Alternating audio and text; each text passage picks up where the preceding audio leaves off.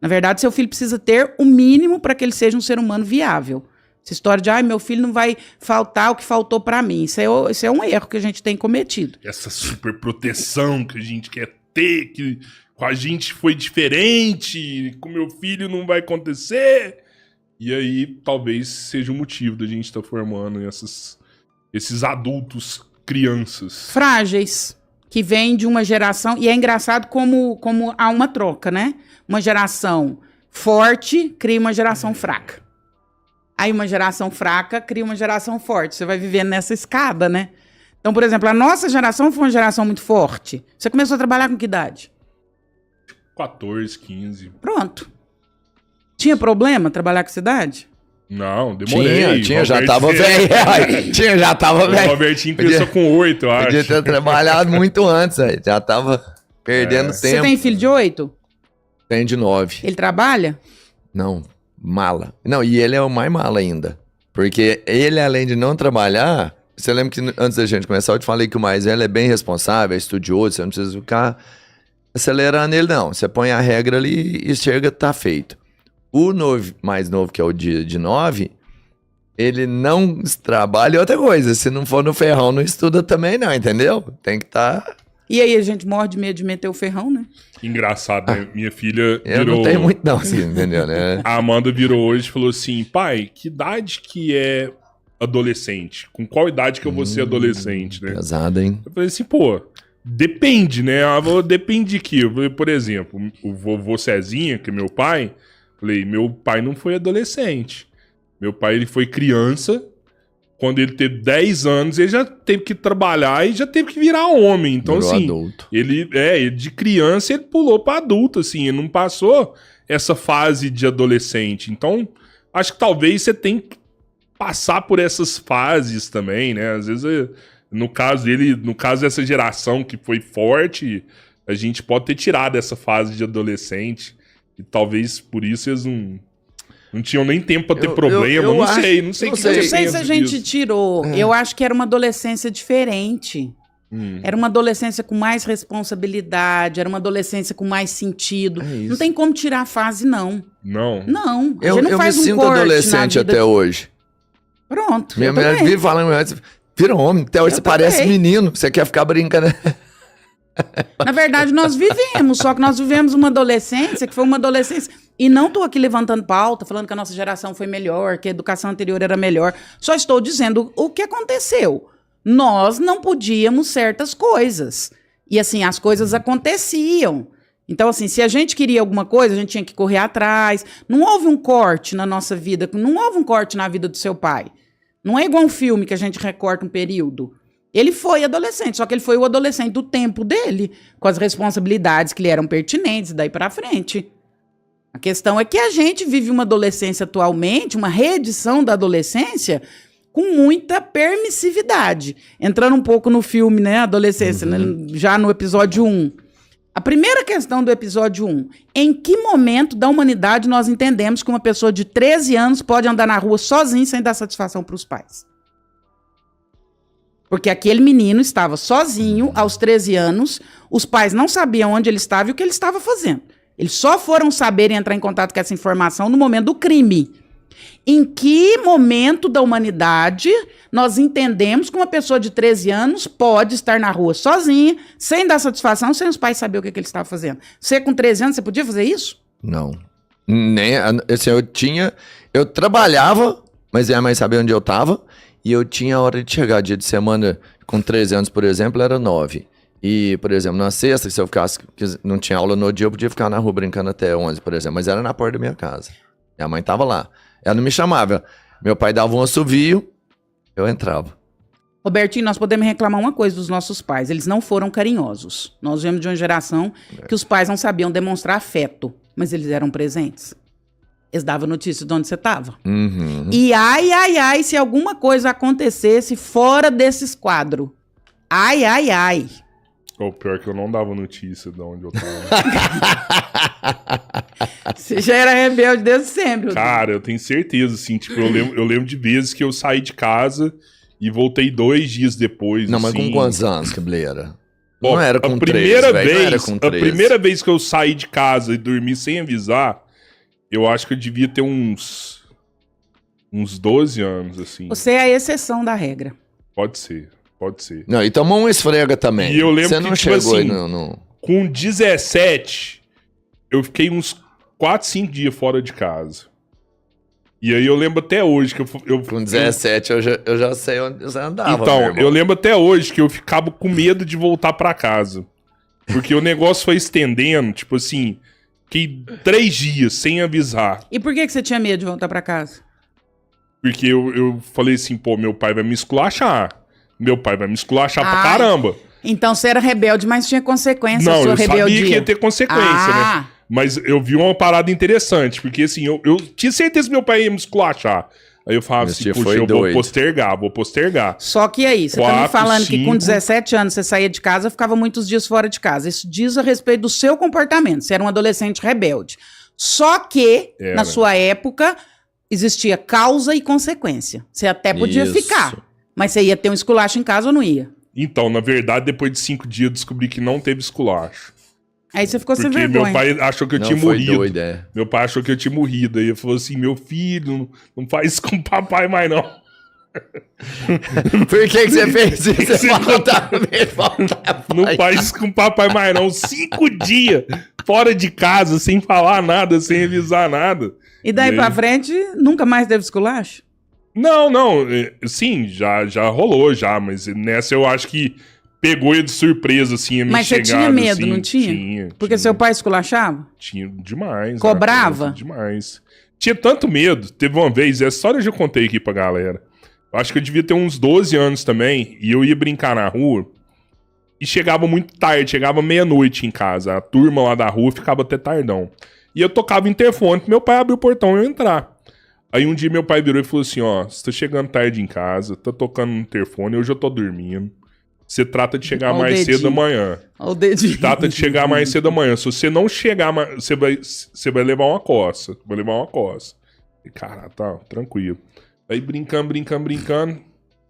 Meia-noite. Lascou. Vou levar uma coça. Aí eu falei, não tinha chave de casa também. Fui lá pra porta de casa. Vou ficar aqui, né?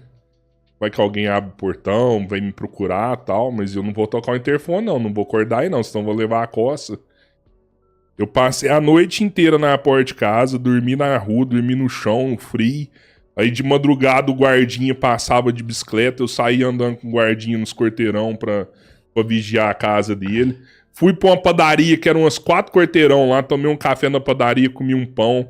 Aí o guardinha virou e falou assim, ó, irmão, agora não tem jeito não, vou embora pra minha casa, não posso andar mais com você não. Jesus. Falei, não, tranquilo, vou voltar lá pra casa. Voltei lá pra casa, deitei lá no chão, fiquei lá até o resto da madrugada e tal. Deu 7 horas da manhã, meu pai abriu a janela e falou assim, meu filho, você que tá dormindo aí embaixo? Falei, pai. Pô, menino, faz comigo mais não, da próxima vez você toca o interfone. Sabe o que era um problema? Tem diferença. Ele virou um adulto rebelde ou não? Não, ele é rebelde. Mas ele é uma pessoa rebelde dentro dos quadros normais, tá? Ele não é o que se manifesta sem motivo, não. Tem diferença, imaginando o caso real do Cabeleira, de por exemplo, porque o que eu acho que ele fazia e às vezes era meio natural pra ele? Ele, quando ele conta essas histórias de 12, 13 anos, 14... Ele, nessa idade, ele já era um cara da minha altura, ele já era um homem. Fisicamente, se olhar pra ele, ele era um homem grande, ele era grande, realmente. Uhum. E o pai dele é baixinho. Será que ele pensava assim, pô, eu sou maior do que esse cara? Você entende? Inconscientemente, sim. Você já viu na natureza Será? Eu quando... nunca pensei isso. Inconscientemente, sim. Você já viu na natureza, por exemplo, quando algum animal quer coagir o outro, ele abre a asa, ele expande o corpo... para dar essa sensação de compilação física maior. Eu sou maior que você. Eu consigo enfrentar isso. Isso, de certa forma, inconscientemente, o nosso cérebro é dividido na verdade não é dividido, nosso cérebro evoluiu ao longo do tempo. Então tem uma área no nosso cérebro, que é o cérebro reptiliano, que é o cérebro mais primitivo, que responde sobre isso. Lá no cérebro reptiliano, essa ideia da compilação física, ela gera uma sensação de estar sendo subjugado. Então, o que é maior, ele dá essa sensação. Quando ele era criança, ele não fazia isso. Quando ele era mais ou menos do tamanho do pai dele, ele não bancava. Tanto que a gente fala assim, educa, Enquanto for pequeno, porque do dia que ele tiver do seu tamanho pra frente, você vai ter um problema. Porque, na verdade, ele te olha nos olhos e fala, você vai me bater agora? Você me bateu até aqui, agora como é que vai ser? Você vai me bater? É na força que nós vamos resolver? Porque se for na força, eu sou maior que você. Como é que vai ser isso? Uhum. Então, não é à toa que, instintivamente, com certa idade, quem bate para de bater. Porque, a partir de agora, a compilação física é desigual. Entendo. Eu lembro muito, e o meu filho fica bravo, porque eu fico expondo ele, né, nos podcasts. Tá mais, um beijo, te amo. Eu lembro muito de uma situação, meu marido é muito bravo, pode não parecer. Eu pareço ser bravo, eu sou um poço de calma. Eu resolvo as coisas com meus filhos, em geral, conversando, mas o que preciso falar, falo. Meu marido já é mais bravo. E eu lembro que ele dava umas peitadas no Tomás, quando o Tomás era pequeno, 2 homens, né? E eu lembro o dia que isso acabou. Eu lembro nitidamente, num domingo à noite, Tomás levou uma namoradinha lá pra casa, ele tinha 16 anos, e ele ficou enrolando com essa namoradinha, ele ficou enrolando. Quando deu meia-noite, o Jorge falou, pra onde você tá indo? O que tá acontecendo? Não, eu já chamei o Uber pra levar ela. O pai dele falou, o quê? Você ficou até essa hora com essa menina aqui, enrolando, agora você vai mandar ela de Uber? Se fosse sua irmã, você gostaria que fosse assim? Ele falou, não, você não vai tratar ela como qualquer uma, não, você vai resolver. Nós vamos entrar no carro e vamos levar ela em casa. Não. Quando ele falou, você não vai tratar ela como qualquer uma, eu lembro nítido, esse menino cresceu. Ele ficou do tamanho... É engraçado que, assim... Feriu o orgulho dele. Eu vi ele sendo tomado pelo espírito do, a partir de agora, você não fala o que você quer. Eu lembro dele, bateu na mesa e falou pra ele, você não vai chamar ela de qualquer uma. Quem que você pensa que você é? A partir de hoje... Bancou... E o Jorge levou um susto, e o negócio ficou meio esquisito, e eu, como mãe, obviamente, gente, peraí, nananã, mas eu vi nitidamente, a partir daquele dia, a partir daquele dia foi de homem pra homem. Yeah. Mas aí você acha que, no caso da série, é um erro, então, essa criança, esse adolescente, aquele horário, sem avisar os pais? Rodrigão, é um problema. A adolescência atual é um carro onde o adolescente dirige e os pais, os professores, as autoridades estão no banco de trás. Só que quem está dirigindo o carro não sabe dirigir. Um menino de 13 anos não delega sobre a sua própria vida. Um menino de 3 anos não escolhe a sua própria roupa, sua própria comida. Se o seu filho tem 3 anos e ele escolhe o que ele vai comer e o que ele vai vestir, você é um idiota. E tem pai que acha isso bonito, hein? Não, você é um idiota. Acha bonito pra caramba. Se eu tava no self-service, tô lá esperando atrás da fila, mulher com uma menininha de 2 anos. Amorzinho, quer arrozinho branquinho ou arrozinho integral?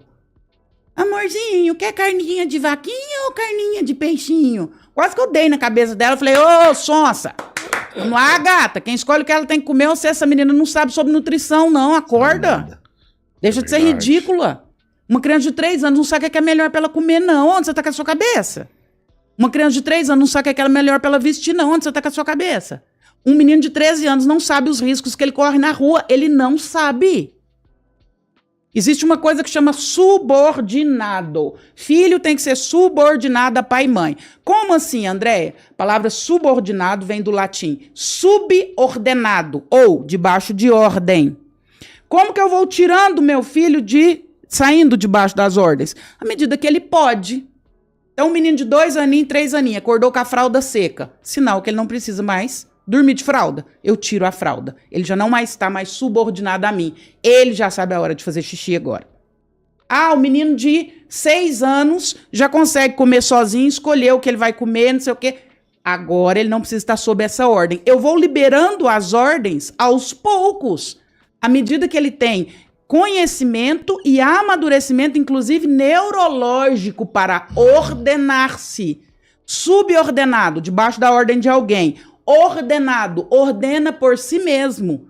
Um menino de 13 anos sabe os riscos que ele corre na rua? Pergunto para vocês dois. Impossível. Gente, agora, há pouco tempo em Uberlândia, mocinho lá de 23 anos, aquela situação horrorosa, que os ladrões tomaram o carro, tentaram levar ele para defender a namorada, tomou facada, enfim. Um menino de 13 anos, ele sabe esse risco? E ainda mais uma questão, falando em neurociências em cérebro. O nosso cérebro ele tem um processo de maturação. Existe uma área aqui no nosso neocórtex que vai responder sobre causa e consequência. Ela é a Você já percebeu que toda vez que tenta mudar, alguém faz você se sentir culpada por isso? É a amiga, a família, o marido, o ambiente, gente que diz te amar, mas te puxa de volta para o mesmo lugar de merda de sempre, e isso tem nome: mentalidade de caranguejo. Um sobe, os outros puxam para baixo. E talvez o motivo da sua vida não andar não seja a falta de esforço, seja o balde onde você vive. Não seja um caranguejo é o que vai fazer você enxergar isso. Clica agora no link na descrição ou no comentário fixado antes que esse ambiente destrua o resto da sua vida.